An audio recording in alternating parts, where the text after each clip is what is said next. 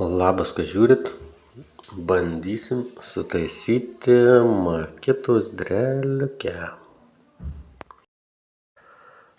Atsidarę vidų, ką mes matom? Matom, kad mačius nemažai darbo, daug suodžių. Kas toliau?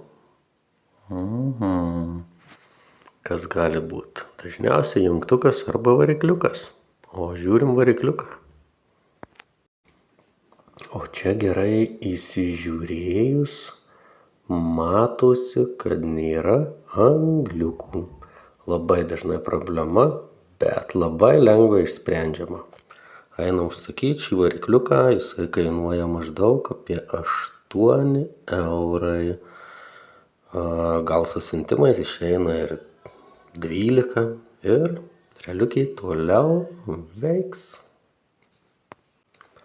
Tai šiam kartui tiek ir iki.